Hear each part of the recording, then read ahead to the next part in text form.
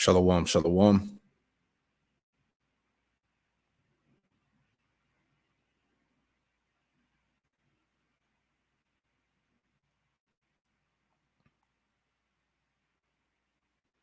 I'm just checking the feed real quick.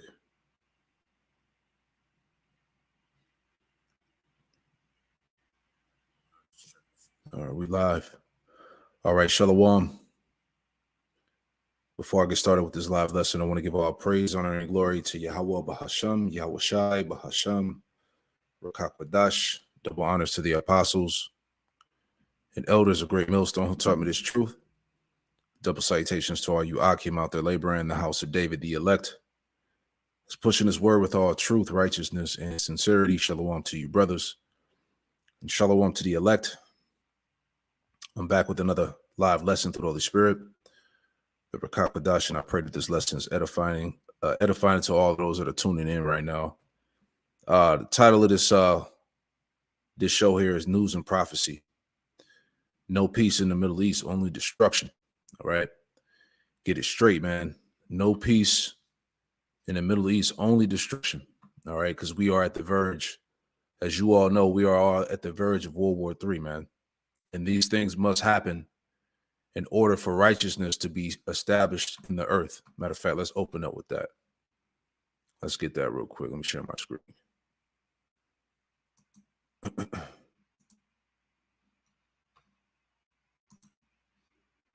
All right, so let's start with this real quick. This is the book of 2nd Esdras, the 4th chapter.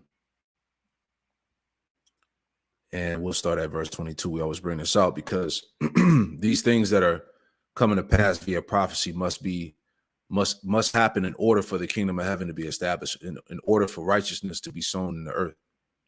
All right. So this is 2nd Esdras 4:22, and it reads, it says, then answered I and said, I beseech thee, O Lord, Yahweh Shemel Shai, let me have understanding. For it was not my mind to be curious of the high things, but of such as pass by us daily, namely, wherefore Israel is given up as a reproach to the heathen. And for what cause the people whom thou hast loved is given over unto ungodly nations, and why the law of our forefathers is brought to naught, and the written covenants come to none effect. Right. This is what Esdras was inquiring of the Lord. You know, when are we going to come from under the subjection of the heathen nations, and when are the the inheritance and the promises were going to come into effect? You know, Israel being put back in power. You know, us partaking in the blessings that were promised to us. You know, it says, verse 24, it says, and we pass out of the world as grasshoppers, and our life is astonishment and fear, and we are not worthy to obtain mercy. Verse 25, what will he then do unto his name whereby we are called? Of these things have I asked. Then answered he me and said, the more thou searchest, the more thou shalt marvel. For the world hasteth fast to pass away. We can see that. All right. This current world, this current dominion is hastening fast to pass away. All right. Everything is leading to this world's utter destruction. You know, verse 27, it says, and cannot comprehend the things that are promised to the righteous in time to come, for the world is full of unrighteousness and infirmities. Yeah, this world is full of unrighteousness and infirmity, sin, all right, darkness, wickedness. You know, this world is defiled, man. Okay, the point. But as concerning the things whereof thou askest me, I will tell thee, for the evil is sown, but the destruction thereof is not yet come. Verse 29, the point, it says, if therefore that which is sown be not turned upside down, and if the place where the evil is sown pass not away, then can it not come that is sown with good? And that's the point. And this is what we're waiting on. This is what we're hoping for, man. We're waiting on the destruction, man. This is what we're looking for. All right. Babylon being destroyed and removed from off the face of the earth. So in order for the kingdom of heaven to be established, all right, for righteousness to be fully, sown into the planet Earth, right? Reading this again, 2 Ezra 4:29, it says that therefore that which is sown be not turned upside down, and if the place where evil is sown pass not away. And where is that? That's America, Babylon.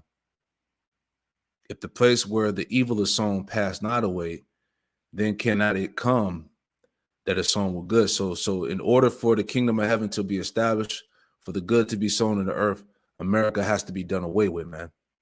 All right. And this is the time that we're vastly approaching. You see?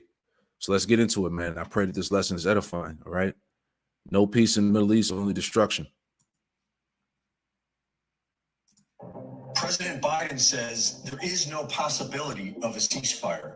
And former President Trump has made it clear that he will also serve the Zionist state of Israel. Indonesia appeal to the U.S. to do more to stop the atrocities in Gaza. Ceasefire is a must for the sake of humanity. Once again, thank you for your invitation, President Biden. Thank you. Thank you. And as we met outside as you got out of your automobile, we had a very important discussion on climate. The president said, I'm cold. What are you talking to the Gaza ceasefire? No possibility. This is one issue that the entire U.S. government seems to be in agreement on. But America and its NATO vassals stand alone with Israel. Millions of people all over the world are taking to the streets in one of the most unified, peaceful protests ever. Most people are seeing this as it is, an illegal occupation sliding quickly towards genocide. Let's add on to that real quick. All right. Riots and protests, all these things that are happening around the world. This is 2 Ezra chapter 9. 2 Ezra chapter 9, verse 1, and it reads, it says, he answered me then and said, measure thou the time diligently in itself. And when thou seest part of the signs pass, which I have told thee before, then shalt thou understand that it is the very same time wherein the highest will begin to visit the world which we made. All right. So we see these signs coming to pass daily. And we know that Yahweh Ba'ashim Yahushai is beginning to visit the world which he made. All right. Yahweh Shai is on his way back. All right. Destruction and salvation is near. It says, verse 3, therefore, when there should be seen earthquakes and uproars of the people in the world, all right, these protests, these riots that are going on worldwide right now. All right. Therefore, when there should be seen earthquakes and uproars of the people in the world, then shalt thou well understand that the Most High spake of those things from the days that were before thee, even from the beginning. Verse 5, for like as all that is made in the world have a beginning and an end, and the end is manifest. All right. So the end is being made plain. Okay. The end is manifest. Okay. It says, verse 6, even so the times also of the highest have plain beginnings and wonder and powerful works, and endings and effects and signs. It says, and everyone that shall be saved and shall be able to escape by his works and by faith whereby ye have believed shall be preserved from the said perils. All of these things that are coming, the destruction, World War III, the famines, the plagues, the pestilence, Jacob's trouble. All right. These are the said pearls that are getting ready to happen. Shall be preserved from the said perils, and shall see my salvation in my land within my borders, for I have sanctified them for me from the beginning, which is the elect. All right. So let's go back. But America and its NATO vassals stand alone with Israel. Millions of people all over the world are taking to the streets in one of the most unified, peaceful protests ever. Most people are seeing this as it is, an illegal occupation sliding quickly towards genocide, which is good because the world is now on the brink of a holy war, and the only way to stop it is a mass awakening. The U.S. is firing airstrikes in eastern Syria, where the Iraqi militia have been launching drone attacks at U.S. military bases.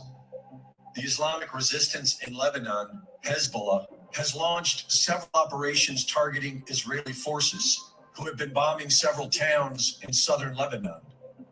A Black Hawk helicopter crash, 5 U.S. Special Forces off the coast of Cyprus, and the Turks are claiming it was shot down. China and Iran are now working together against Israel, and the CCP begins military drills in the South China Sea. To the majority of the world, it is clear that the Zionist state of Israel is the antagonist. As Celia Farber points out, even some of Israel's staunchest supporters are now speaking out against their war crimes. Right. So like we've been going to in the past few weeks now, all right, the world is beginning to realize that the 48ers, the small hats, are the problem. Right. And this is why these articles have been coming out for the past weeks. All right. Pro-Palestinian protesters worldwide call for the 48ers elimination. All right. And then the other one we pulled out here from the Wall Street Journal, the global war with the small hats, the 48ers. Okay. It says, and there was another one that came from the European Union that said that anti-you-know-what has surged at unforeseen levels. You know, it says, as you see here, anti-you-know-what surges even in the West, which shows why Israel exists. So the point is that, as it tells us in Job 18, that he would be chased out of the world. All right, that the heavens would reveal him. You know, so let's go back. All right, because we're at the end of this thing, man.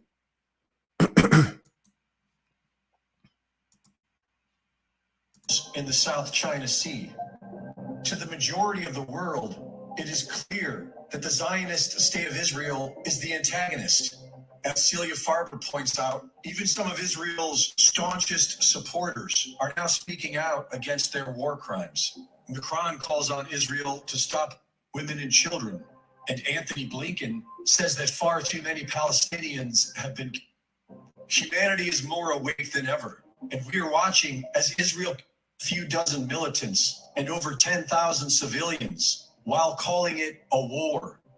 The majority of the world is demanding an end to this slaughter. But Netanyahu says that Israel will defy the world if needed to defeat Hamas, an organization created by Israel.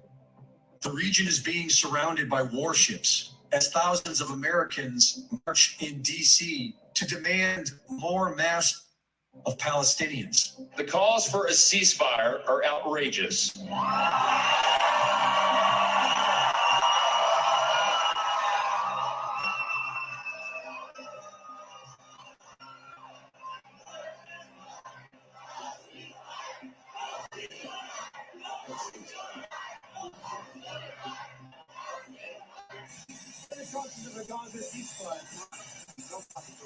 Yeah, no possibility of a ceasefire. No ceasefire, meaning no peace. All right. This thing is going to escalate to World War III as we know it. Okay. This is 1 Thessalonians chapter 5 and verse 1, and it reads, it says, "But of the times and the seasons, brethren, you have no need that I write unto you. For yourselves know perfectly that the day of the Lord, Yahweh Shema Shai, so cometh as a thief in the night." And we see exactly how this thing is being set up. Okay. The day of the Lord, the day of Yahweh Shema Shai, is going to come as a thief in the night. And the Lord has warned us through multiple accounts throughout the scriptures that he's coming back as a thief, man. All right, which the majority of the planet Earth is completely unaware of the return of Hamashiach Yahweh Shai, who the world English calls Jesus Christ. All right, we know perfectly that day is before us. By what? The signs and tokens, as we read in 2nd Ezra, the 9th chapter, that the Most High is beginning to visit the world which He made. 1 Thessalonians 5 and 3 says, For when they shall say peace and safety, then sudden destruction cometh upon them, as travail upon a woman with child, and they shall not escape. And these people are not going to escape the destruction via World War III, man. Okay, they were chanting no ceasefire. All right, Joe Biden said that fire will not cease what's going on in the Middle East right now, in the land of Israel, Gaza, and all of that madness is not going to stop. All right. This is the will of Yahweh Ba'ashem Yahushai. World War III will come to pass. All right. For when they shall say peace and safety, then sudden destruction cometh upon them, as travail upon a woman with a child, and they shall not escape. These people are not going to escape the wrath and judgment of Yahweh Ba'ashem Yahushai, man. Verse 4 says, but you brethren are not in darkness, that day shall overtake you as a thief. Right. We're not in darkness because we understand the signs and the tokens that the Lord has given us, man. We're fully aware of what's happening globally right now. And we're linking it with the scriptures. This is how you measure the time diligently within itself. All right. The scriptures are regarded as what? The rod, the measuring stick, man. So we see perfectly how this thing is shaping out. So we're not in darkness that day shall overtake you as a thief, but the majority of the world is. All right. They're going to be caught in the crossfire, so to speak. Right. Verse 5, it says, you are all the children of light and the children of the day. We are not of the night nor of darkness. The point. Therefore, let us not sleep as do others, meaning the majority of the world are in slumber, man. These people are asleep. Therefore, let us not sleep as do others, but let us watch and be sober. And we were commanded to occupy till the Lord comes back. We're watching every single thing that's going on globally. Okay, all the calamities that are going on around the world. The Lord said the sorrows will be implemented on every side. Okay, we understand that World War III, all right, is one of the last main prophecies to come to pass before it's all said and done. All right, we see this the MOTB on the horizon. We see the beast system being pushed and implemented. All right, the orchestrated famines. Okay, more biological warfare. This nigga Esau is pushing another disease. Everything is happening, man. We're watching it and being sober. It says, for they that sleep in the night, and they that be drunken are drunken in the night. And these people are drunken with the ways of the world, the philosophies of the world, the cares of this life. Right? Verse 8, it says, but let us who are of the day be sober, putting on the breastplate of faith and love, and for a helmet, the hope of salvation, because we're hoping that we're worthy to be preserved and make it out of this destruction. It says, verse 9, for Yahweh Ba'ashem Yahushai have not appointed us to wrath. All right, so the Lord has appointed 2/3 to what? The wrath and judgment. But it says, for Yahweh Ba'ashem Yahushai have not appointed us to wrath. All right, we're hoping to be the ones to be preserved, but to obtain salvation by our Lord Yahweh Shah HaMashiach. And that's the end goal, man, to make it out of here, man, to be preserved from the coming destruction and judgments, man. You see? So the point is that no peace is coming. Ezekiel 7:25. Okay. Ezekiel 7:25, destruction cometh, and they shall seek peace, and there shall be none. No peace whatsoever. No ceasefire. The wars that are going on in the Middle East are going to continue to escalate. All right. Isaiah 48:22. And it reads straight to the point. It says, there is no peace, saith the Lord Yahweh Ba'ashem Yahushai, unto the wicked. Okay. Hey, 2024 is going to be a hell of a year, man. Guarantee that. All right. These things are escalating as we enter into the latter half or the latter end of 2023.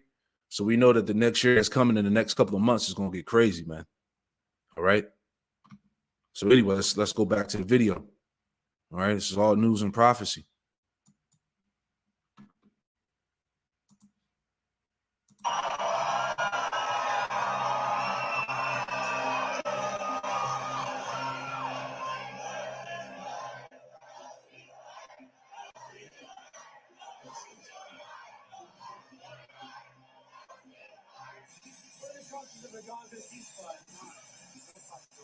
This is the holy war that sane people have feared and zealots have prayed for. They want you to pick a side and each other. But we can always choose peace, the word Israel, was first presented in the Bible as a name given to Jacob after he fought an angel. Its meaning was a man who has struggled with God, and is commonly translated as God prevails or man seeing God. Many have argued that the word Israel in the Bible does not refer to a place, but rather a believer or a group of believers in God. Others believe the land known as Palestine was where the biblical state of Israel once stood. And in the 17th century, Sabbatai Zevi was the first Jew to try and resettle there.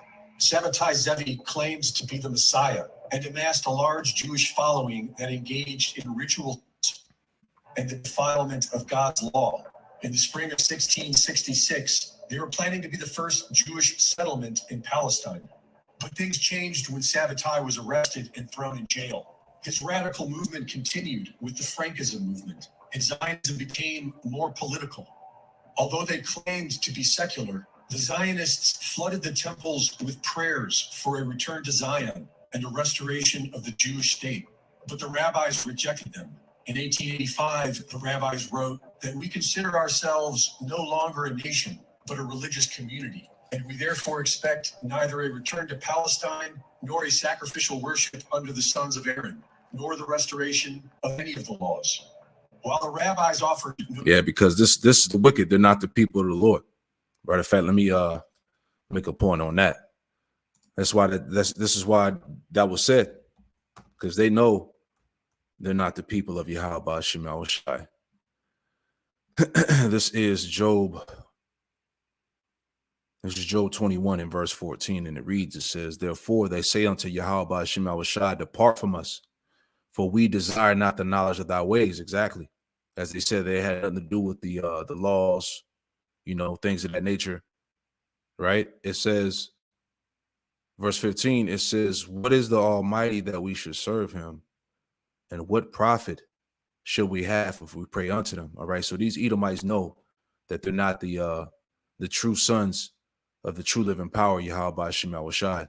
All right. It says, verse 16, it says, lo, their good is not in their hand. The counsel of the wicked is far from me. So Yahweh Shema Shai has nothing to do with these damn devils, man. Let's go back.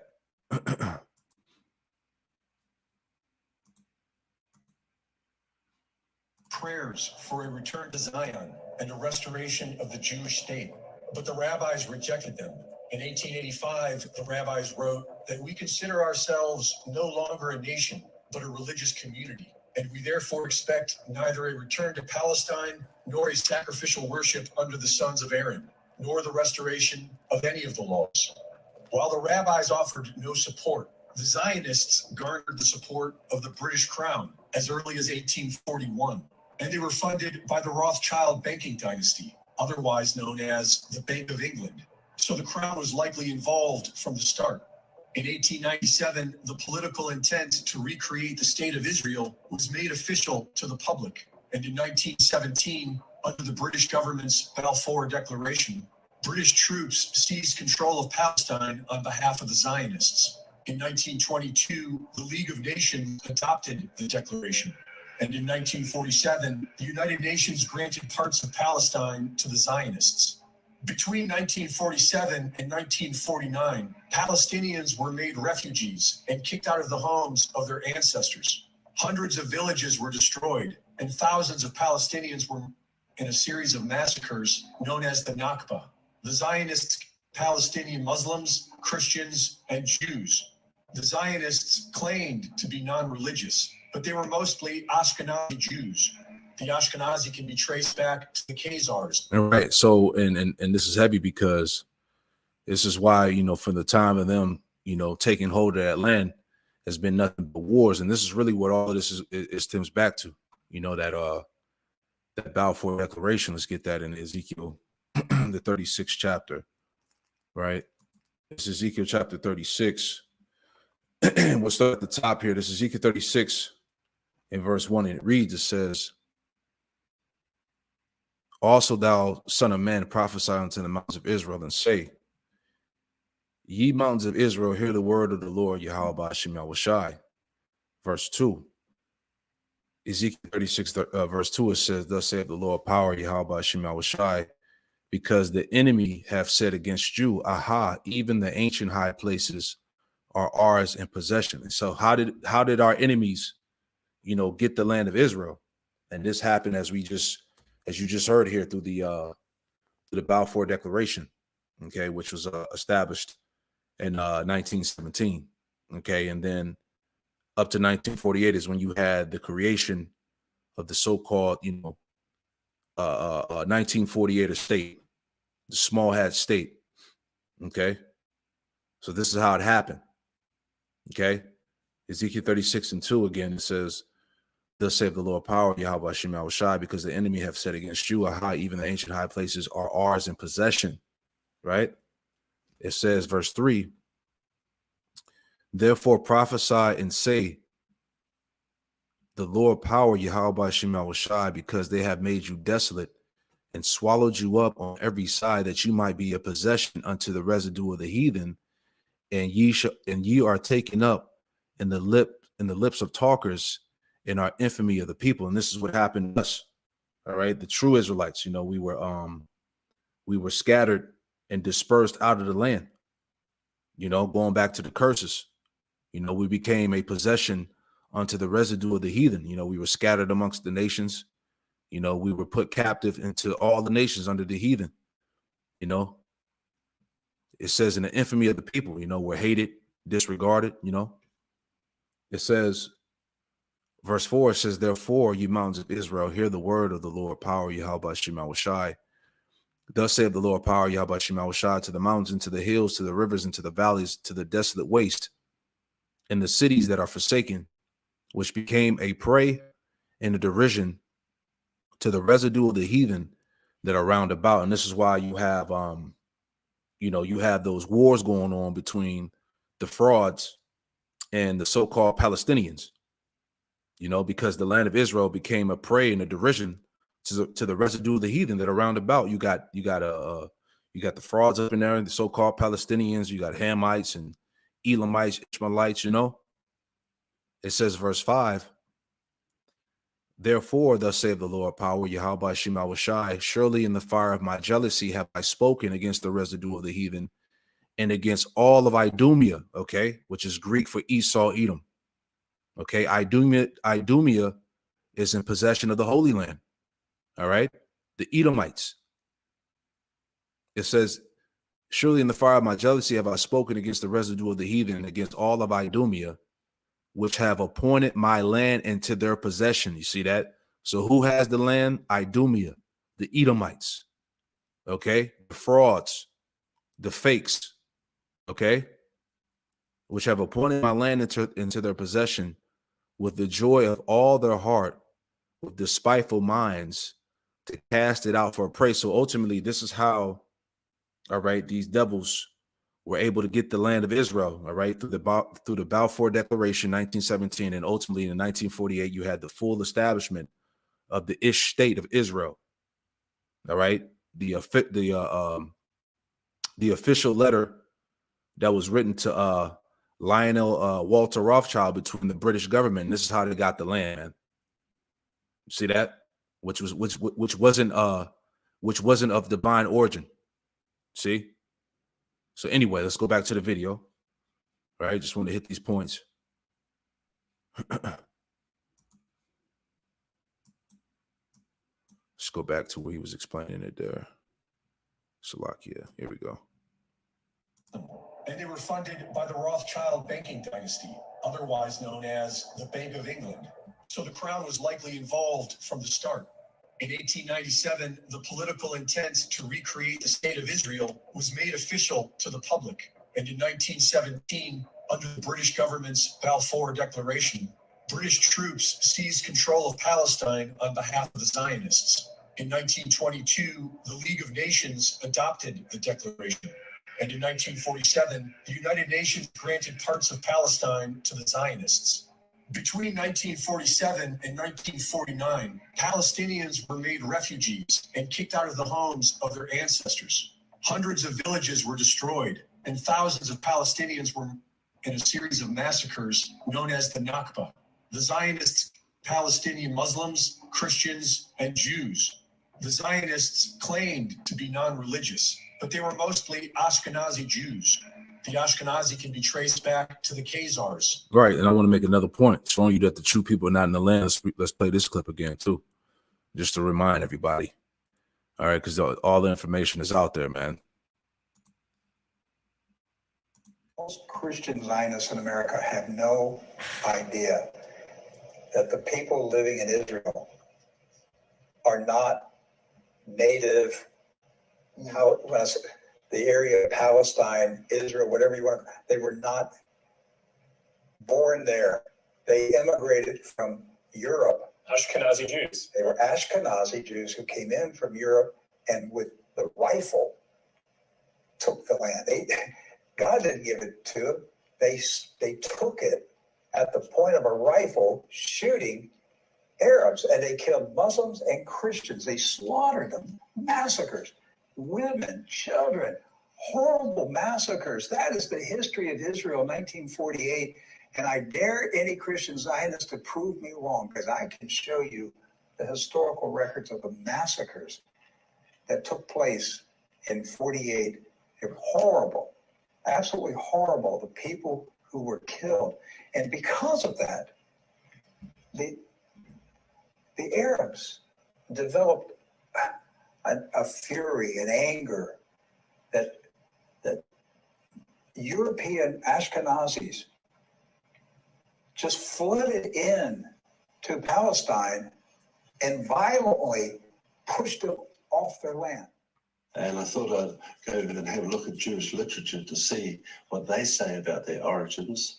And here we see three quotes. And the first is in the 1925 Jewish Encyclopedia, which says that Esau, Edom, is modern Jewry. And of course, this is contrary to what most people believe today, which is that the Jews are God's chosen people because they are the Israelites. But here, the Jewish literature is saying that they are actually from the tribe of Edom, not the tribe of Israel. In the Jewish Almanac in 1980, it says, strictly speaking, it is incorrect to call an ancient Israelite a Jew or to call a contemporary Jew an Israelite or Hebrew. And that's because, truthfully speaking, they're not the Hebrews or Israelites, they are really the Edomites. And also, we see here in the Encyclopedia Judaica that Edomite Jews began to call themselves Hebrews and Israelites in 1860. Man, it's all on the books, man. And this is why destruction is coming. All right, real quick, before I go back to the other video, just wanted to add that in there. All right, this is Isaiah 1:7. It says, your country is desolate. What is it talking about? The Holy Land, the land of Israel. Your country is desolate. Your cities are burned with fire. Your land, strangers devour it in your presence. Right, we got the heathen over there. All right. Strangers devour it in your presence, and it is desolate as overthrown by strangers. Right. So the land of Israel, the Holy Land, is being overthrown by the heathen nations, man, that occupy that land currently, starting with these Edomites. All right. The Idumeans, as we read. Let me get this too. All right.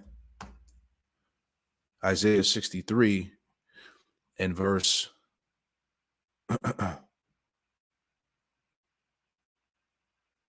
this is Isaiah 63 and verse 17, and it reads, it says, O Lord, Yahweh Hashem Yahushai, why hast thou made us to err from thy ways and harden our heart from thy fear?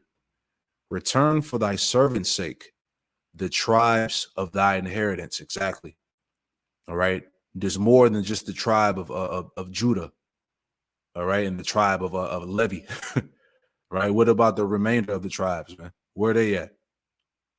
Okay. It says the people of thy holiness have possessed it, but a little while, right? Because you going back to the time of King David and King Solomon, 40 years of both of them ruling. We only really possessed, we were only able to enjoy, that land just for a little while, a little season. The people of thy holiness possessed it but a little while. Our adversaries have trodden down thy sanctuary, going back to the time of the Babylonians, the time of the Romans, 70 AD. It says, verse 19, we are thine, thou never bearest rule over them. They were not called by thy name, right? Because these people claiming to be the chosen people of the Lord, they're not the people, man. Thou never bearest rule over them. They were not called by thy name, all right? You are the Edomites. You're not Jacob. You're not Israel, man. Okay? So anyway, let's go back. Now you understand why everything is leading to destruction, man. No peace in the Middle East. Only destruction, man. Okay? Everything is being revealed about these people. Okay? As I said before, the exposure of Esau, Amalek, is leading to World War III.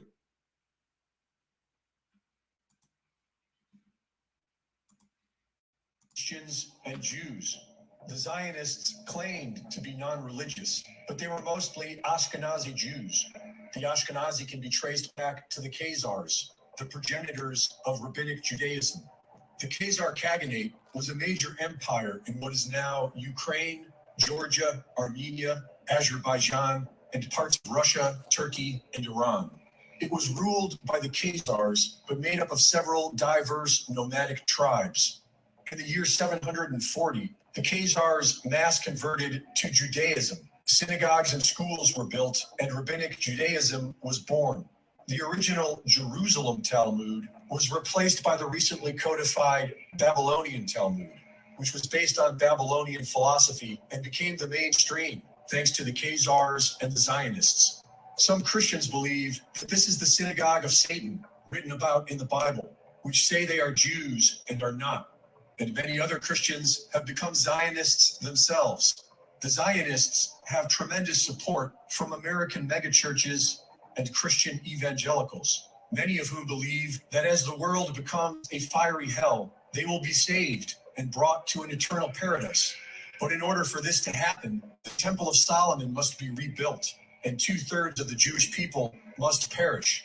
According to the Bible, King Solomon's temple was constructed in 957 BC and destroyed in 586 BC, rebuilt again in 516 BC, and destroyed again in the year 70 AD. Many Christians and Jews believe that this temple must be rebuilt in order for their Messiah to come. But there is something in its way. Originally built near the end of the... And I just want to speak on that, because remember, I want to say it was last year or maybe the year before, and I got the video here. Let me pull that up. They were trying to they were pushing the rebuilding of a physical third temple, all right, which pretty much is just a some more left hand witchcraft, a wicked sacrifice coming from the wicked. Matter of fact, let me pull that up. Where is it at? I just want to replay that just to remind people. Yeah, it is right here. So Israel, the 4 red heifers, the third temple, the arrival of the anti-Messiah. I just want to play this clip because this is what they was doing about a year or so ago. All right, check this out. All right, what in the world is going on here? What in the world is an interesting question? The world has just changed in ways that people are only now beginning to feel. The red heifers just arrived in Israel. They're still less than a year old. They have to be 2 years old in one day. But when they are 2 years old in one day, we can perform the red heifer ceremony, and that will allow us to begin the temple service in completeness. We don't need the temple to do that. We just need a small altar in the proper space on the Temple Mount. And when we begin the temple service, then it can become a house of prayer for all nations. And that's what we're all waiting for. I want to take your sacrifice up to you. You come to me. I want to be the one to take yours.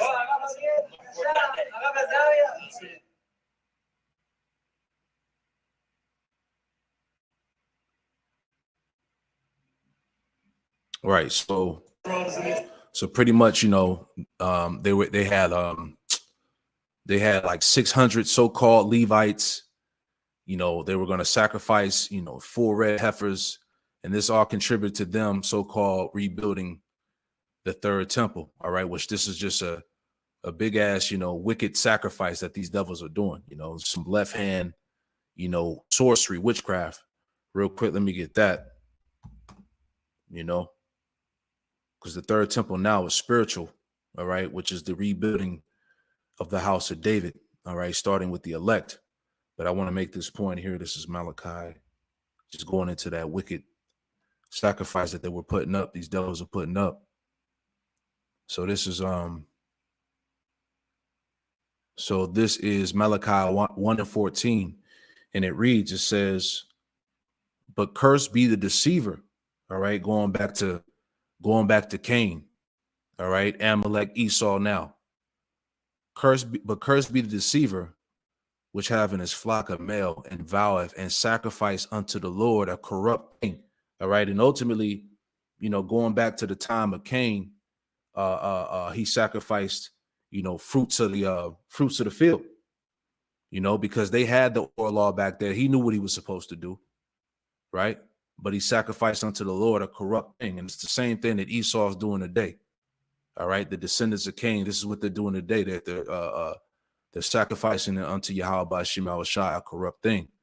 It says, for I am a great king, saith the Lord Yahweh by Shema Shai of hosts, and my name is dreadful among the heathen. Right. Let me add this too. And this is why they call the Lord by the name of Hashem, which literally means in the Hebrew, the name. All right. The name of the Lord is dreadful among the heathen. But the point is going into that wicked sacrifice. Let me get a precept. All right. As we just saw, the 4 red heifers, and, you know, they talked about 600 Levites would be there and part of the ceremony. It was just total madness. Right. But this is what's going on. This is Proverbs 15:8. It says, the sacrifice of the wicked is an abomination to the Lord Yahweh Shema Shai. So everything that these devils was doing back then, this was all an abomination, man. All right, because ultimately Yahweh Shema Shai is not dealing with these damn devils, man. All right, and they're sacrificing a corrupt thing. It says, Proverbs 15:8, the sacrifice of the wicked is an abomination to the Lord Yahweh Shema Shai. But the prayer of the upright is his delight. All right. Because right now the sacrifice is coming through the elect now by what? By the pushing of this word. You see what I'm saying? Pushing this truth, pushing the name of Yahweh Shema Shai, making our bodies a living sacrifice. Right. That's what's going on right now. Okay. It wouldn't be by the way of a physical temple. All right. Because the men of Yahweh Shema Shai, the elect, the house of David, they represent that third temple in the spirit. All right. It says, verse 9, it says, the way of the wicked is an abomination unto the Lord Yahweh Shema Shai, but he loveth him that followeth after righteousness. Exactly. Let me get one more. All right. 1 Corinthians 10:20, right?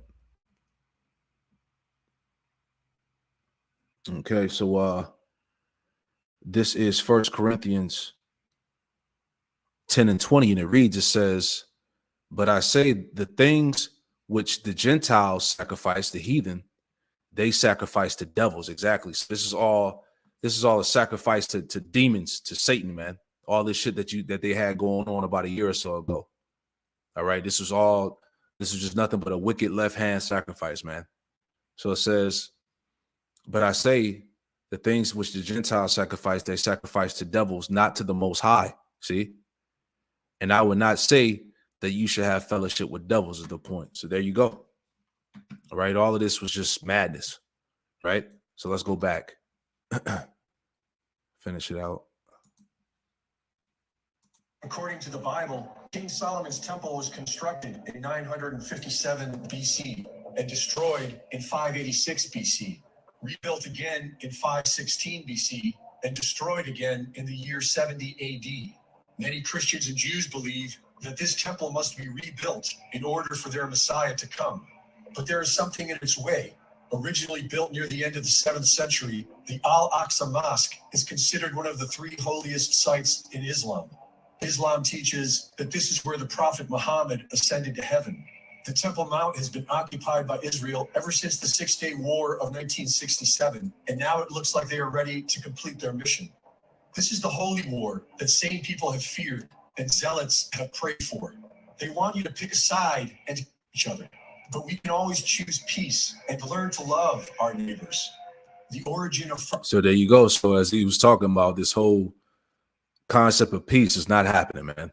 All right, there is no peace, saith the Lord, unto the wicked. All right, when they call for peace and safety, sudden destruction is going to fall upon them, man. So that's pretty much the point. You know, I'm not going to play the rest of this. He starts going off into some other shit, you know. But I thought this first, 8 minutes of this clip was pretty good to, bring out in this show, man. So, but yeah, that's pretty much it, man. No peace in the Middle East, only destruction. All right. Once again, Amalek, the 48er. All right. The small hat is back. His back is against the wall. All right. War is being waged against him, as it tells us in Obadiah. Let's get that. This is Obadiah 1 and